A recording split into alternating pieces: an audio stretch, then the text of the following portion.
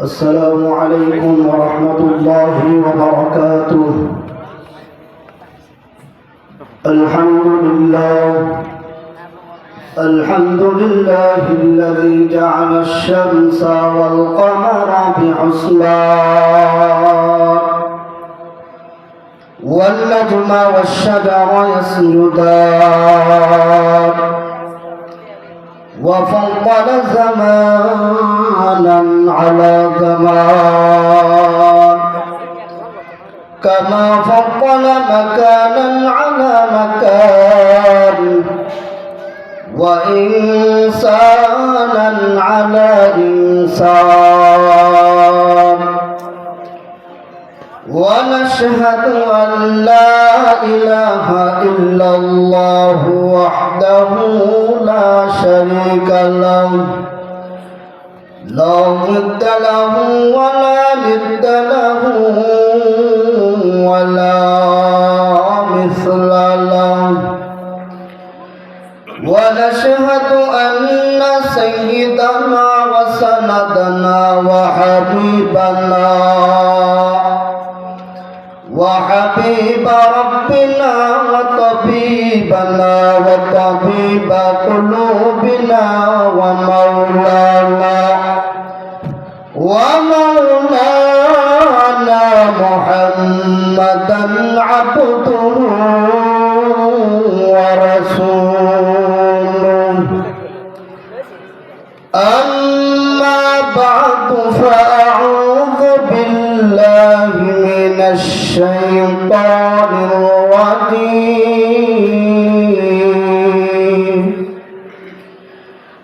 بسم الله الرحمن الرحيم. ولنبلونكم بشيء من الخوف والجوع ونقص من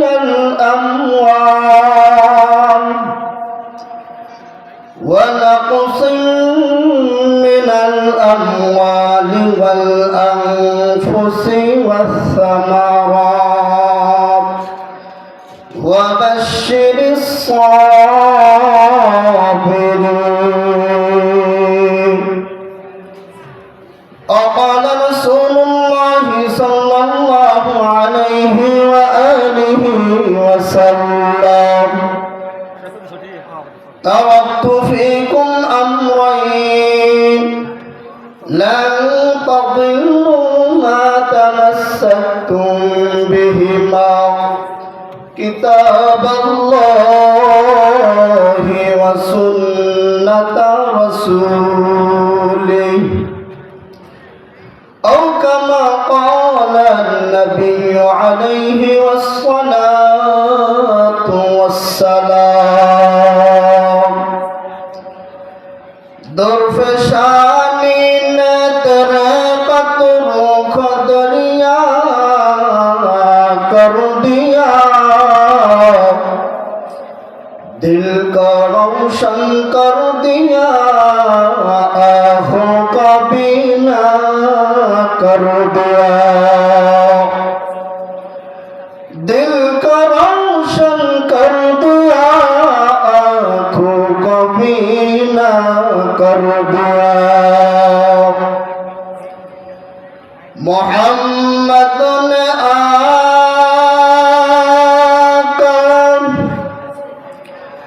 کفر کو مٹایا،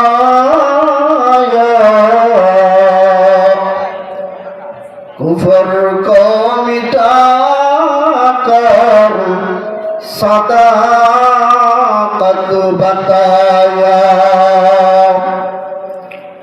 کفر کو مٹا کر صداقت بتایا. আলহামদুলিল্লাহ, আল্লাহ পাকের কাছে লাখো কোটি শুকর ও সুজুদ যে মহান রব্বুল আলামিন দয়া মায়া মেহেরবানি করে ভালোবেসে দুনিয়ার সমস্ত ঝামেলা থেকে উপেক্ষা করে আল্লাহ রব্বুল আলামিন দুনিয়ার সবচাইতে উত্তম জায়গা বেহেশতের বাগানের মধ্যে বসা আসা এবং দু চারটা কোরআন হাদিস থেকে কথা বলা শুনবার মতো কবুল ও মঞ্জুর করছেন। নিয়ামতের শুকর আদার্থে মুসলমান হিসাবে ইমানের আওয়াজকে উঁচু করে এক আওয়াজে উচ্চ কণ্ঠে কালিমাতুর শুকর আদায় করে বলছি আলহামদুলিল্লাহ। দরুদ ও সালাম বিশ্ব মানবতার কান্ডারি মুক্তির দূত রহমাতুল্লিল আলামিন জনাবে মুহাম্মদুর রাসূলুল্লাহ সাল্লাল্লাহু আলাইহি ওয়া আলিহি ওয়া সাল্লামের উপর কোরআনে হাকিমের মক্তব নম্বর পারা দ্বিতীয় নম্বর পৃষ্ঠা শেষের দিক থেকে একটি আয়াতে কারিমা তেলাওয়াত করেছে বিশ্বনবী শেষ নবী শ্রেষ্ঠ নবী মহানবী সাল্লাল্লাহু আলাইহি ওয়া আলিহি ওয়া সাল্লামের অসংখ্য গণিত অবাণী হাদিসে পাকের মধ্য হইতে একখানা হাদিসের টুকরা তেলাওয়াত করেছি। আয়াতে কারিমা হাদিসের উপরে ইখলাস রহমতের সমন্বয় সহি তরিকায় সংক্ষিপ্ত কিছু আলোচনা করার মতো আল্লাহ তাআলা আমাকে তৌফিক এনায়েত ফরমান। وَلَنَبْلُوَنَّكُمْ بِشَيْءٍ مِّنَ الْخَوْفِ وَالْجُوعِ وَنَقْصٍ مِّنَ الْأَمْوَالِ وَالْأَنفُسِ وَالثَّمَرَاتِ وَبَشِّرِ الصَّابِرِينَ। আল্লাহ রাব্বুল আলামিন আয়াতে কারিমার ভিতরে কয়েকটা পরীক্ষার কথা বলছেন। যেহেতু জমিনের ভিতরে মানুষ যখন পরীক্ষায় অংশগ্রহণ করে, বছরের মধ্যে মানুষের 3টা পরীক্ষা হয়। অবরের ভিতরে পরীক্ষার প্রশ্ন হবে 3টা। অনুরূপভাবে আল্লাহ রাব্বুল আলামিন আয়াতে কারিমার ভিতরে কয়েকটা মানুষকে জমিনের ভিতরে পরীক্ষা করবেন, এই সম্পর্কে আয়াতের পিছনে রব্ব আল্লাহ তাআলা আয়াতের ভিতরে বর্ণনা করতেছেন। وَلَنَبْلُوَنَّكُمْ بِشَيْءٍ مِّنَ الْخَوْفِ وَالْجُوعِ وَنَقْصٍ مِّنَ الْأَمْوَالِ। জমিনের মানুষ, তোমরা কি মনে করেছ জমিনের ভিতরে আমি এমনি তোমাদের পাঠাইছি? না, আমি রব্বুল আলামিন পাঠাইলাম তোমাদেরকে মাঝে মাঝে। আমি আল্লাহ রব্বুল আলামিন বিভিন্ন বিপদ আপদ দিয়া তোমাদের পরীক্ষা করব। وَلَنَبْلُوَنَّكُمْ بِشَيْءٍ مِّنَ الْخَوْفِ।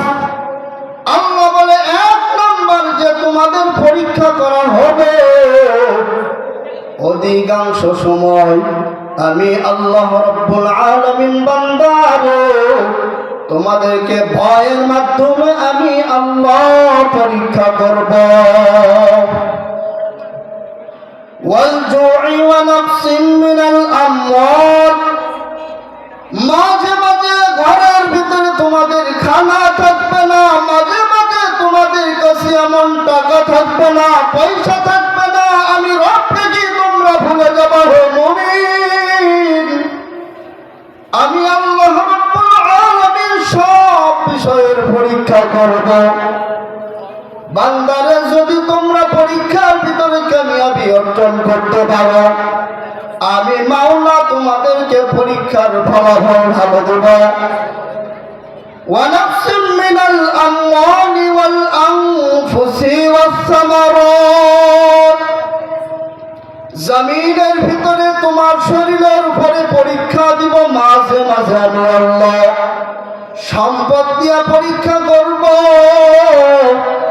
অসুস্থতা দিয়ে আমি আল্লাহ পরীক্ষা করব, মাঝে মাঝে তোমাদের টাকা পয়সা দিয়ে পরীক্ষা করব। পরীক্ষার ভিতরে যদি কামিয়াবি অর্জন করতে চাও, আমি মাওলা পাকের যে শেষে আয়াতের পিছনে বললাম ওয়াবাশশিরিস সাবিরিন।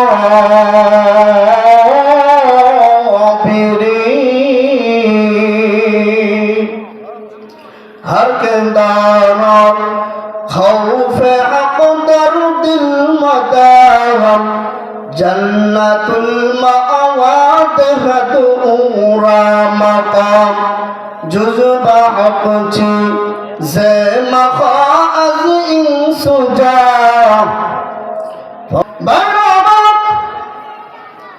আল্লাহ রাব্বুল আলামিন পৃথিবীকে সূচনা করার পর আল্লাহ বলে আমি তোমাদেরকে বানাইয়া দিলাম, কেমন কঠিন ভাবে বানাইলাম জানো বান্দা। আসমান বানাইলাম, জমিন বানাইলাম, সূর্য বানাইলাম, চন্দ্র বানাইলাম, সব কিছু যে আমি আল্লাহ বানাইলাম, এগুলো আমি মাওলার বানাইতে মাত্র 6 দিন লেগে গেছে। ফি সিত্তাতি আইয়াম।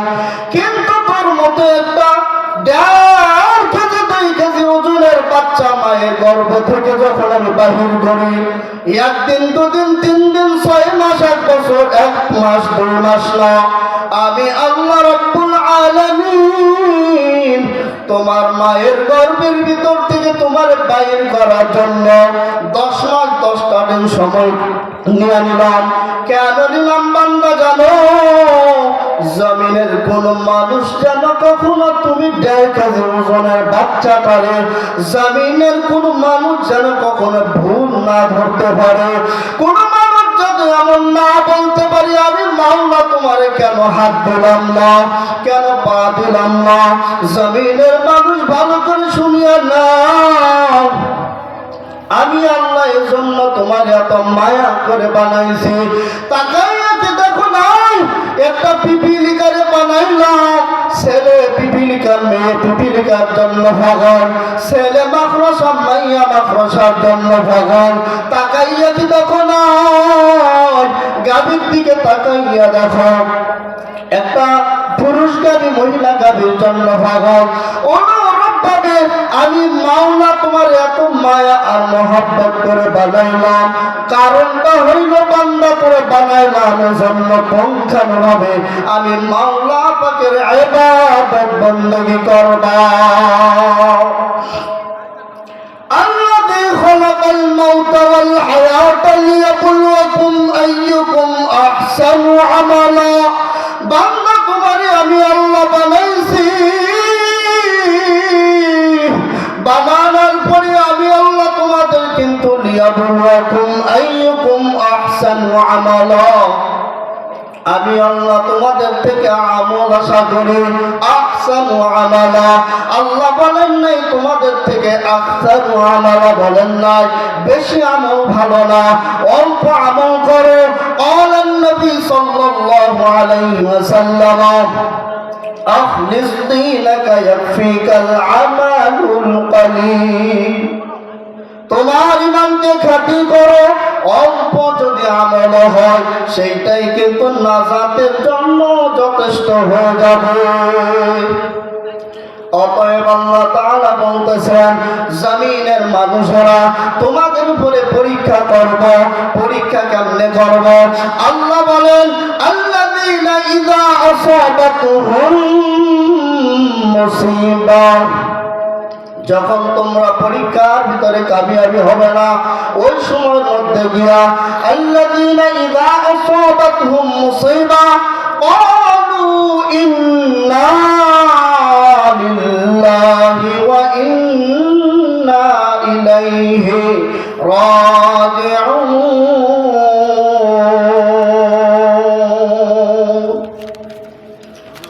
ইমামুল আউয়ালিন আল আখিরিন বাহর সাদকা রাহমাতাল লিল আলামিন, শুধু আজুদাস রহমাতাল লিল আলামিন, মসজিদে ও শুধু হামারু ইয়া জমিন। বাইরাবার আল্লাহ রাব্বুল আলামিন এমন ভাবে পরীক্ষা করবেনই করবেন বান্দা। নবী বলতেছেন এই পরীক্ষায় যদি তুমি কামিয়াবি অর্জন করতে চাও, قال رسول الله صلى الله عليه وسلم من أحب سنتي فقد أحبني ومن أحبني كان معي في الجنة। যে ব্যক্তি আমি রাসূলের অনুসরণ করবে, আমি রাসূলকে মানবে, আমার সুন্নতকে মানবে, সে আমাকেই মানবে। যে আমাকেই মানবে কানা মাই ফিল জান্নাহ, নবী বলেন সেই ব্যক্তি আমি নবীর সাথে জান্নাতে থাকবে। জান্নাত करो आरज़ू है मैं तुझे देखा करो अगा नबीर उम्मतेरा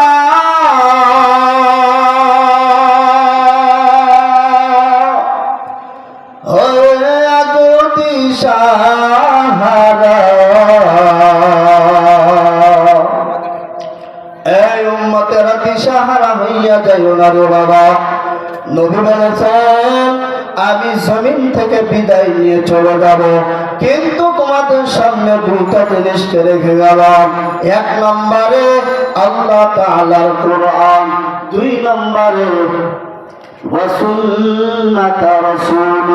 আমি রাসূল আমার সুন্নাত গুলো রেখে গেলাম।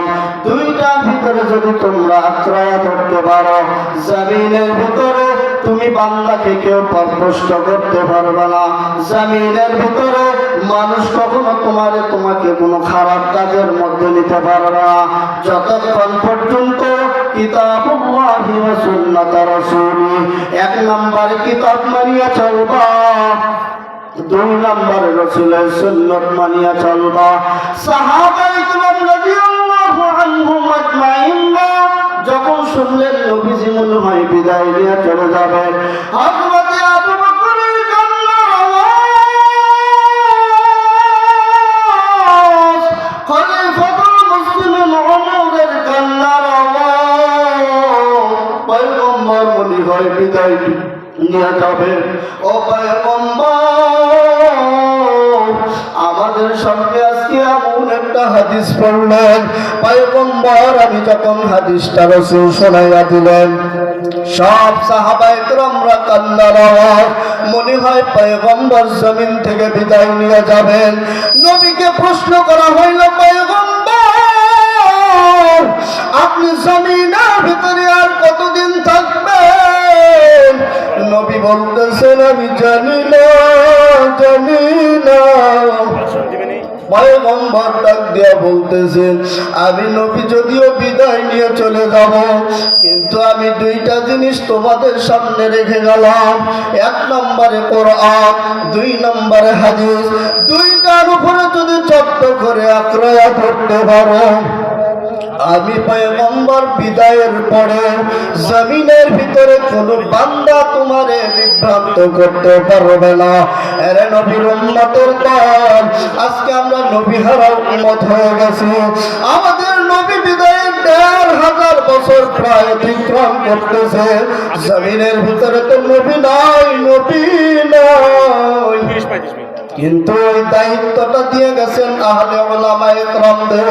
জমিনের ভিতরে উলামায়ে কেরামরা যদি কথা বলে, জমিনের ভিতরে উলামায়ে কেরামরা যদি ডাইরেক্ট কোরআন থেকে কথা বলে, হাদিস থেকে কথা বলে, আজকে উলামায়ে কেরামদের গায়ের উপরে আক্রমণ করা হয়। জবানটা কথা বললে জবানটারে বন্ধ করার চেষ্টা করা হয়। এগুলো কিন্তু একটা মুসলমানের কাজ হতে পারে না। এগুলো সব কাজ হলো ইহুদি আর বেঈমানের বাচ্চারা করবে। কিন্তু আজকে জমিনের ভিতরে আমার সোনার বাংলাদেশের ভিতরে এই গতকালকে তো 16 ডিসেম্বর চলে গেল। 16 ডিসেম্বরে রক্ত 9 মাসে রক্তক্ষরণ করিয়া কি পরিমাণ কষ্ট করিয়া যুদ্ধ করিয়া বাংলাদেশ তারে